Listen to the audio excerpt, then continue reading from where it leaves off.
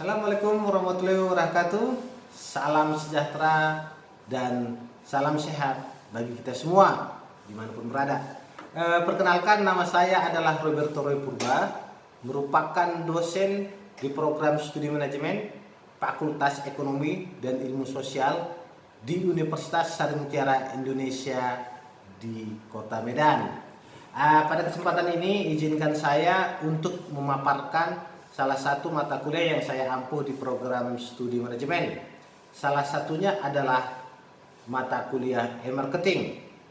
Tujuan saya memaparkan mata kuliah ini adalah sebagai salah satu bentuk unjuk kinerja saya sebagai seorang dosen pada tridharma perguruan tinggi, yaitu dalam bidang pengajaran. Dalam proses pembelajaran ini biasanya saya menggunakan metode atau pendekatan DIA atau disingkat dengan DIA. Jadi D itu adalah delivery, I itu adalah interaction, dan A sendiri adalah assessment. Di mana D itu adalah bagaimana, delivery itu adalah bagaimana saya menyampaikan mata kuliah e-marketing kepada mahasiswa dalam proses perkuliahan. Sedangkan I adalah bagaimana saya berinteraksi di dalam kelas di dalam proses pembelajaran. Sedangkan A itu atau assessment itu adalah bagaimana saya membuat indikator dalam menilai dan mengukur kemampuan mahasiswa tersebut seobjektif mungkin, bukan secara subjektif di dalam proses perkuliahan. Jadi sebelum saya menjelaskan apa itu DIA, izinkan saya untuk memaparkan deskripsi dari mata kuliah e-marketing ini. Jadi mata kuliah e-marketing ini memiliki 3 bobot SKS teori dan diambil pada semester yang kelima. Jadi mata kuliah e-marketing ini bertujuan untuk memberikan pengetahuan dan keterampilan mengenai bagaimana melakukan aktivitas e-marketing di dalam dunia bisnis. Seperti yang kita ketahui bahwa memang dunia online ini, terutama di bidang pemasarannya, ini sangat berkembang. Jadi mahasiswa harus memahami dan mengerti hal tersebut. Jadi materi e-marketing ini meliputi konsep dan teori dasar yang melandasi berkembangnya e-marketing di Indonesia, baru masuk ke mengenai komponen-komponen yang didapat dalam sebuah sistem e-marketing. Selanjutnya memperoleh gambaran mengenai langkah-langkah yang harus dilakukan untuk membangun sistem e-marketing, dan selanjutnya itu mampu melakukan eksperimen kecil membangun sebuah prototipe untuk sistem e-marketing sendiri, atau mungkin masuk ke arah marketplace, membuat startupnya. Adapun kemampuan yang diharapkan dari mahasiswa setelah mempelajari e-marketing ini antara lain, pertama itu mampu mendeskripsikan jenis-jenis perdagangan pada internet, mampu mengklasifikasikan model bisnis dalam e-commerce dan e-marketing, mampu mendeskripsikan perkembangan e-marketing sendiri di Indonesia, mampu menganalisis topologi e-marketingnya dan teknologinya, mampu mengimplementasikan cara kerja elektronik data interchange-nya, mampu mengaplikasikan metode sistem keamanannya, selanjutnya mengimplementasikan enterprise resource planning-nya, baru selanjutnya mampu memahami startup bisnis internet, dan selanjutnya mendeskripsikan syarat-syarat untuk menjalankan aplikasi e-marketing itu sendiri. Selanjutnya mampu mengklasifikasikan metode atau sistem pembayaran dari proses tersebut, dan yang terakhir itu membangun customer relationship manajemennya, dan bagaimana menggunakan teknik search engine optimization-nya, serta mampu mendeskripsikan keuntungan menggunakan customer relationship manajemennya. Akhirnya akan masuk ke bagaimana kita membuat perencanaan dalam bisnis online. Jadi dari komponen-komponen tersebut akhirnya kita turun kepada aspek-aspek delivery-nya. Yang pertama itu apa yang akan kita sampaikan kepada mahasiswa pada mata kuliah ini. Jadi sebelum saya menjelaskan apa yang saya sampaikan kepada mahasiswa, tentunya saya akan membawakan materi pembelajaran yang berbasis capaian pembelajaran lulusan dari mata kuliah e-marketing ini, yaitu mampu memahami dan memiliki keterampilan praktis membuat, merencanakan desain dari e-marketing dalam berbagai level bisnis yang diinginkan atau diharapkan oleh para stakeholder di dalam dunia bisnis. Dari capaian pembelajaran lulusan ini diturunkan menjadi capaian pembelajaran mata kuliah atau CPMK. Adapun capaian pembelajaran mata kuliah ini adalah mampu menguasai konsep e-marketingnya, selanjutnya mampu memiliki kemampuan menganalisis dan menerapkan strategi bisnis online-nya. Baru selanjutnya memiliki kemampuan dalam mengelola perkembangan bisnis online dan teknologi informasi yang paling tren atau paling diminati saat ini. Jadi semuanya ini dikemas dalam 16 kali pertemuan teori, dan di dalamnya sudah termasuk ujian tengah semester atau UTS dan ujian akhir semester atau UAS. Itulah yang saya sampaikan kepada student. Jadi itulah aspek delivery yang saya sampaikan kepada mahasiswa pada mata kuliah e-marketing di proses perkuliahan dan proses belajar mengajar. Selanjutnya saya masuk dalam aspek interaction, di mana aspek ini menjelaskan bagaimana saya menjalin interaksi dengan mahasiswa di dalam kelas dalam proses belajar mengajar tersebut. Jadi secara prinsip interaksi saya gunakan kepada mahasiswa ini dalam kelas dengan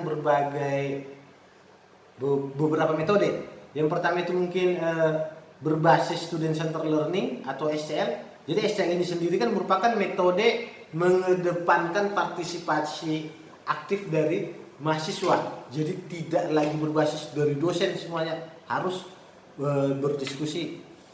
Jadi ada peran aktif dari mahasiswa. Selanjutnya saya juga menggunakan metode SGD atau Small Group Discussion untuk menjelaskan atau menyelesaikan kasus-kasus yang kita dapat, yang saya berikan kepada mahasiswa, dan akhirnya ini akan dibahas oleh kelompok-kelompok kecil untuk diselesaikan secara bersama-sama sehingga si mahasiswa tersebut terbiasa untuk bekerja dalam tim. Selanjutnya aspek assessment, di mana aspek ini memiliki tujuan untuk mengetahui bagaimana cara kita menilai mahasiswa seobjektif mungkin sesuai dengan capaian pembelajaran mata kuliah e-marketing itu sendiri.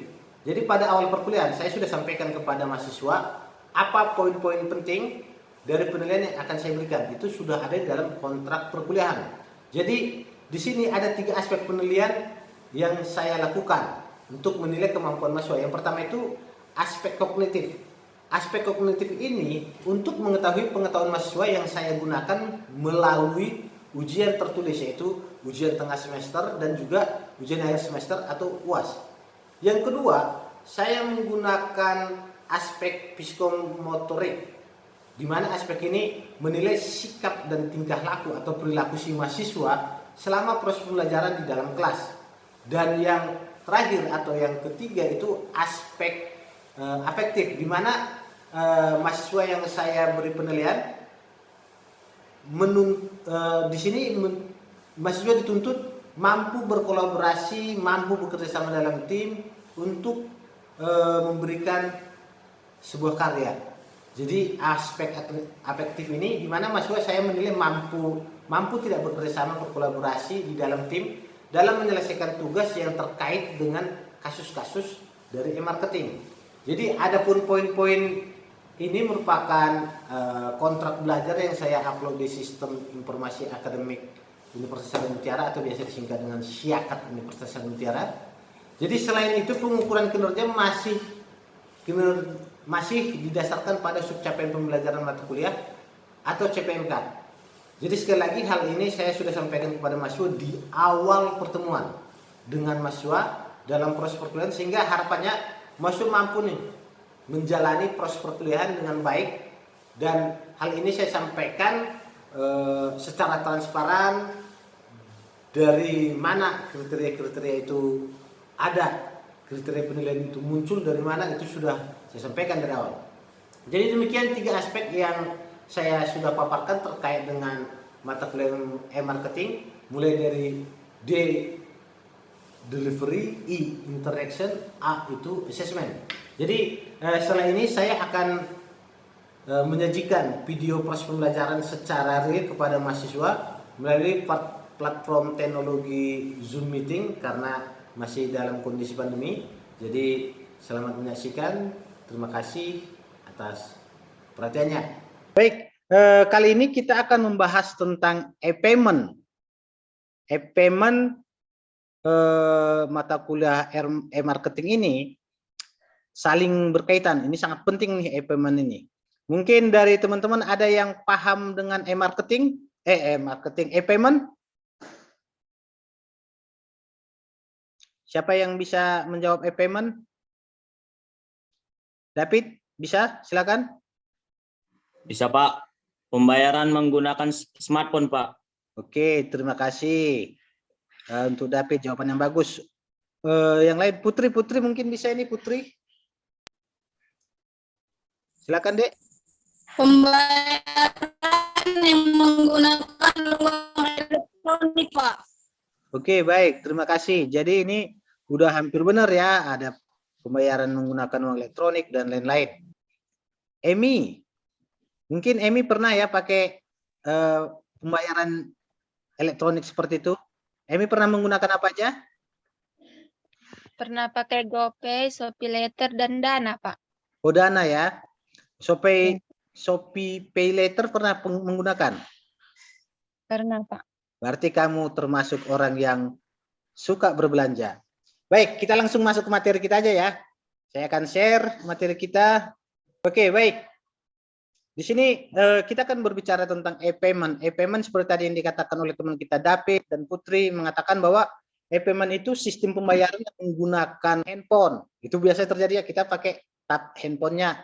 Atau tadi yang dikatakan Putri pakai uang elektronik. Jadi kita pakainya transfer mungkin menggunakan handphone, tetap menggunakan handphone. Jadi ada alat bantu untuk melakukan pembayaran tersebut. Jadi di sini ada beberapa contoh nih saya buatkan. Nah, ini dia ada tap cash, link aja. Ini tap cash ini kalau nggak salah saya dari BNI, link aja ini dari BRI, Isaku kalau nggak salah saya, Isaku ini dari BCA, e-money. Baru ini ada PayPal. PayPal mungkin ada teman-teman ini yang pernah menggunakan ya. Ada OVO. Ini OVO dan GoPay ini sering digunakan untuk teman-teman yang menggunakan transportasi online atau Gojek online. Ada juga di sini ada beberapa nih. Kita lihat aplikasi pinjaman tunai. Aplikasi pinjaman juga ada. Aku Laku, ShopeePay, ID Raku. Ini apa semua? Kredivo. Nah, ini anak-anak kos ini sering ini menggunakan ini. Jadi penggunaan uang elektronik ini sangat membantu kita nih sekarang. Jadi nanti akan kita lihat apa nih, siapa pelakunya, bagaimana keuntungan dan kelebihannya. Baik, kita masuk ke definisinya dulu. Jadi yang pertama, menurut Turban dan King tahun 2002, e-payment adalah sebuah mekanisme pembayaran yang dilakukan melalui internet untuk melakukan transaksi pembelian barang maupun jasa oleh customer atau pembeli. Jadi di sini dikatakan Turban bahwa mekanisme pembayaran itu harus dilakukan menggunakan internet. Tanpa ada jaringan internet, berarti dia bukan pembayaran e-payment. Menurut Min Yen Chou et al. 2013, dia mengatakan bahwa e-payment adalah model pembayaran yang dapat memudahkan dan memberikan kenyamanan bagi penggunanya untuk melakukan transaksi pembayaran. Jadi kalau kita gabungkan dari kedua ahli ini mengatakan bahwa e-payment itu sangat mudah dan harus menggunakan internet. Jadi e-payment itu adalah pembayaran yang menggunakan internet sehingga memudahkan dan membuat nyaman para penggunanya. Jadi kita masuk langsung ke manfaat penggunaan e-payment-nya. Di sini kita lihat yang pertama, manfaat penggunaannya. Di sini memberikan kemudahan pembayaran dan perluasan media pembayaran. Kalau sebelumnya kita menggunakan uang cash, uang tunai, itu di uang tunai terutama zaman COVID sekarang itu katanya bisa menyebarkan COVID. Sedangkan kalau kita menggunakan uang elektronik atau e-payment, melakukan pembayaran menggunakan elektronik, kita tidak perlu terkena penyebaran virus tadi. Karena kan kita hanya tap handphone atau mungkin langsung transfer. Yang kedua, di sini dikatakan meningkatkan efektivitas dan efisiensi waktu. meningkatkan efisiensi pembayaran. Dalam artian saat kita melakukan pembayaran menggunakan e-payment ini, kemudahan yang kita dapat itu saat kita datang ke customer atau mungkin kita tidak perlu langsung datang nih ke tempat penjual.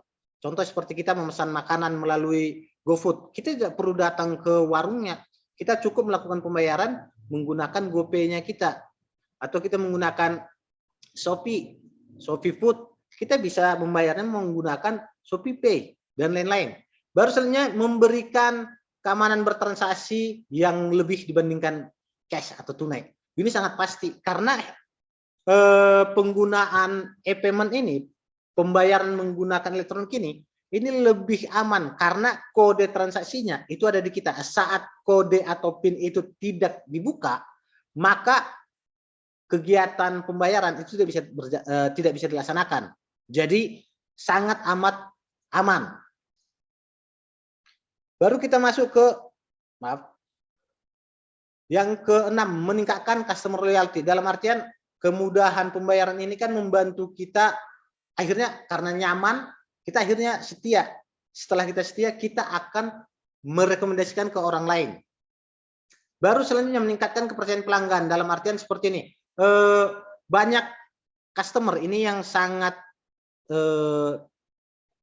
tidak percaya kalau mereka langsung membayarkan atau menitipkan uang kepada orang lain. Contoh seperti kita mau transfer uang dalam jumlah yang banyak. Kita mau nitip ke teman ini kan kita takut uang ini dimanfaatkan teman kita. Tapi kalau kita melakukan transfer mungkin akan lebih bisa dipercaya. Baik, kita masuk ke pihak-pihak yang terlibat pada e-payment. Pertama itu pihak pembeli yang melakukan pembayaran metode e-payment. Jadi harus ada pembelinya. Itu yang pertama. Yang kedua, pihak penjual atau penerima e-payment tadi. Jadi yang pertama itu orang yang melakukan pembayaran, yang kedua orang yang menerima pembayaran. Selanjutnya ada lembaganya. Ada lembaga yang menyediakan kegiatan itu. Baru selanjutnya pihak pengontrol atau regulator. Di sini biasanya pemerintah. Jadi inilah pihak-pihak yang terlibat dalam e-payment. Baru kita masuk ke cara menggunakannya. Kalau cara menggunakannya sudah pasti semua tahu ya. Yang pertama itu pilih metode pembayaran, kemudian login ke akun e-payment-nya yang sebelumnya telah didaftarkan terlebih dahulu. Baru yang kedua, cek rincian harga produk yang akan dibayar. Otomatis kan kita harus cek dulu berapa yang mau kita bayarkan. Setelah itu masukkan PIN atau kode keamanan transaksinya. Selanjutnya kita masuk ke menyetujui pembayaran atau tidak agar pembayaran itu selesai. Kita selanjutnya masuk ke jenis-jenis pembayaran online. Jadi sini ada beberapa jenis-jenis pembayaran online, ada dan beserta kelebihan dan kekurangannya. Baik, yang pertama itu kita masuk ke transfer. Jadi ini dua banyak dilaksanakan ya kalau transfer ini ya, transfer bank. Yang pertama, kelebihan dari transfer bank ini, kelebihannya paling banyak diterapkan di platform jual beli online seperti e-commerce yang sekarang atau marketplace yang ada. Jadi semuanya bisa transfer. Baru yang kedua, dapat dilakukan oleh semua orang. Jadi setiap orang yang memiliki rekening bank sudah pasti bisa melakukan pembayaran, atau tidak memiliki akun atau rekening pun bisa melakukan pembayaran dengan kita mengirimkan datang ke teller bank-bank yang ada di sekitar kita, lalu kita tujukan ke nomor rekening tersebut. Selanjutnya tersedia berbagai opsi transfer mulai dari ATM kah, atau SMS banking kah, atau e-banking kah, mobile banking dan lain-lain. Tetapi transfer bank juga memiliki kekurangan. Yang pertama itu proses transfernya cukup panjang dan membutuhkan ketelitian. Satu nomor salah itu bisa gagal pembayaran. Satu nomor berlebih bisa gagal pembayaran. Satu nomor salah, kita tampaknya 6 menjadi 8, itu akhirnya bisa terkirim ke tempat orang lain. Nah, jadi butuh ketelitian yang tinggi. Baru selanjutnya pihak pembeli maupun penjual harus jujur. Jadi kalau seumpamanya saya mentransfer, ya saya foto slip pembayaran atau bukti pembayaran saya kirim. Tapi kalau nggak jujur, saya katakan aja sudah saya transfer. Si penerima belum tentu menerima kan? Otomatis harus ada kejujuran di sini. Jadi kalau tidak ada kejujuran maka tidak akan terjadi. Makanya banyak penipuan-penipuan yang terjadi menggunakan transfer bank. Baru selanjutnya sering terjadi kesalahpahaman antara kedua belah pihak. Baru selanjutnya ada biaya administrasi di dalamnya. Itu ya tambahannya, apalagi ke bank yang berbeda. Selanjutnya kita masuk ke e-wallet. E-wallet di sini banyak, biasanya seperti Danaku, Doku, itu e-wallet. Di sini kelebihannya transaksi payment menjadi lebih cepat karena pengguna hanya perlu melakukan pemindahan barcode. Jadi dipindai barcode saja udah bisa. Baru selanjutnya meminimalisir peredaran uang, dalam artian kondisi pandemi Covid sekarang, uang harus benar-benar bisa uang bisa menularkan pandemi tersebut. Jadi kalau kita menggunakan handphone, otomatis itu tidak akan terjadi. Tapi kekurangannya biaya administrasinya ada setiap kita transaksi. Yang kedua, merchant yang menerima pembayaran dengan dompet digital masih terbatas. Jadi nggak semua toko atau semua produk bisa dibayar menggunakan e-wallet ini. Selanjutnya berpotensi meningkatkan gaya hidup konsumtif, otomatis itu ya.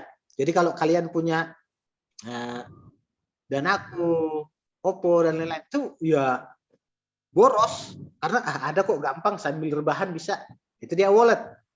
Baru selanjutnya kita masuk ke kartu kredit. Ini sudah zaman dulu sudah ada, tapi sampai sekarang masih dipergunakan dan sekarang nanti akan kita bahas juga ada kartu kredit digital. Yang pertama kelebihannya memungkinkan pengguna untuk membeli maupun membayar secara mencicil. Jadi ada cicilan. Baru beberapa penerbit kartu kredit memberikan reward, dalam artian poin-poin diberikan. Baru keamanan terjamin karena PIN itu hanya diketahui oleh orang yang memiliki kartu kredit tersebut. Baru selanjutnya bisa dijadikan sarana dalam membangun track record. Jadi kalau umpamanya kita membeli barang menggunakan mencicil, baru kita bayar sesuai dengan tenggat waktu yang ditentukan, tidak pernah apa, itu akhirnya mempunyai track record BI checkingnya bagus. Nah, itu kelebihannya. Baru kekurangannya banyak biaya tambahan. Jadi bunga mungkin atau biaya administrasi mungkin dan lain-lain. Baru selanjutnya skor kredit menjadi penentu apakah pengajuan pinjaman diterima atau tidak.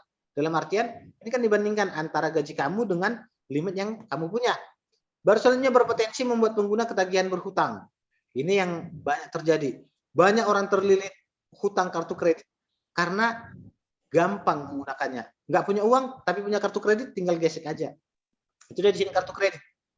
Baru selanjutnya kita masuk ke rekening bersama atau rekber. Ini biasanya kalau zaman saya masih kuliah dulu, ini di forum Kaskus. Jadi mungkin sekarang masih ada forum Kaskus ini, ada forum jual belinya. Jadi ada rekening bersama. Jadi saat saya membeli produk, saya akan membayar dulu tuh ke situ. Nanti saat barangnya belum sampai, itu belum diterima oleh penjual uangnya. Jadi saat saya konfirmasi barang sudah diterima, baru uang diterima penjual. Sama juga seperti kalau kita di marketplace, di Tokopedia atau di Lazada itu sama. Jadi saya pernah berjualan menggunakan Tokopedia itu sama. Jadi uang akan masuk saat 3 hari setelah barang kita kirimkan. Baru saja kelebihan, tingkat keamanan tinggi. Ini sangat aman. Baru melayani pembayaran beda bank. Dalam artian kan kita transfer, pokoknya transfer ke rekening itu. Sudah diterapkan di berbagai forum jual beli online. Ini sudah diterapkan banyak banget forum jual beli sudah menggunakan ini. Tapi kekurangannya apa? Membutuhkan proses transaksi lebih lama. Itu yang tadi saya katakan. Ya saya harus menunggu nih uangnya. Padahal barang sudah saya jual. Baru saja penyedia rekening bersama masih terbatas, dalam artian tidak semua lembaga mau menyediakan ini. Itu dia rekening bersama. Selanjutnya PayPal. PayPal ini penggunaannya banyak di luar negeri, tapi orang Indonesia yang beraktivitas digital biasanya menggunakan PayPal, apalagi menggunakan aktivitas digital ke luar negeri. Pertama, kelebihan PayPal ini apa? Telah digunakan oleh lebih dari 100 negara berbagai penjuru dunia. Saya juga menggunakan, itu hanya menggunakan email. Saya menggunakan, tapi memang uangnya baru 3 kali saya ambil, itu sekitar $20. Jadi ada beberapa kegiatan yang saya pakai, aktivitas memasukkan foto, memasukkan video itu akhirnya mendapat bayaran. Tapi bayarannya dibayarkan ke PayPal. Itu lumayan. Baru sistem keamanannya tinggi. PayPal ini susah ditembus. Praktis dan hemat waktu. Dalam artian kan saya nggak perlu harus buka rekening dan lain-lain. Cukup menggunakan email sudah bisa buka rekeningnya. Tersedia banyak opsi sumber pendanaan. Baru perlindungan konsumen. Tarif bulanan atau biaya administrasi gratis. Ini gratis sekali. Transaksi global lebih mudah. Selanjutnya kekurangannya apa? Banyak nih hacker-hacker yang mau meretas rekeningnya kita atau akunnya kita. Ini sangat apa? Baru aksesnya terbatas. Tidak bisa kita pakai sewaktu-waktu kalau umpamanya kita hanya mau menggunakan pembelian sebuah barang ke negara yang tidak menggunakan PayPal, maka itu nggak bisa dipergunakan. Baru regulasinya ketat. Baru selanjutnya akses akan diblokir jika IP address berbeda. Dalam artian kan IP address-nya kita itu harus sama tetap.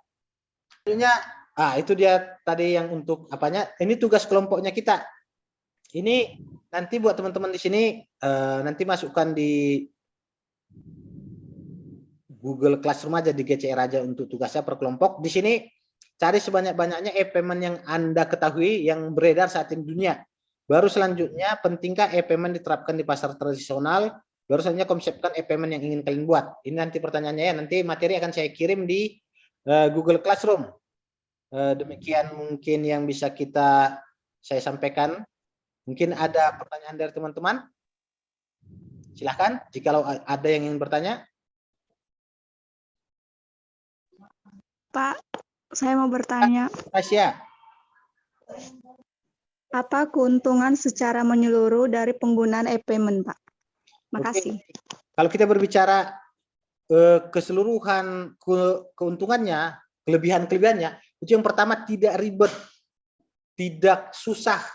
Jadi kalau kita membawa uang cash itu banyak banget resiko-resikonya. Mungkin resiko dicuri lah. Kalau tadi kita pakai e-payment itu tidak ada kerugian-kerugiannya seperti itu. Tapi kekurangannya juga banyak tuh. Buat teman-teman yang nggak punya data, nggak punya paket, nggak punya internet, ya kurang juga, nggak bisa menggunakan juga.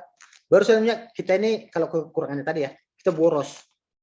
Ini buat yang punya pay letter, saya harap kalian mulai bisa menahan diri. Kalau tidak, boros minta ampun.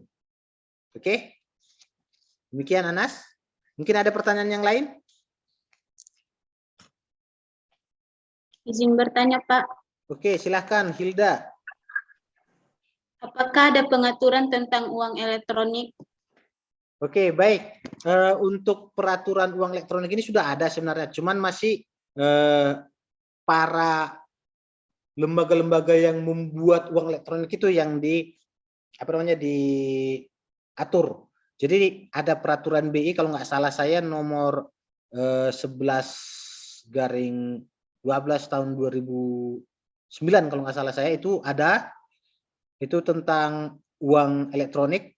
Baru ada juga surat edarannya dari Bank Indonesia juga, nomornya saya tidak hafal, tapi ada peraturannya. Mungkin demikian, Hilda. Nanti kita cek nanti peraturannya ya, masih sama-sama. Oke, ada lagi yang lain? Baik, kalau tidak ada, sambil kita menghabiskan waktu, nanti tugasnya dikumpul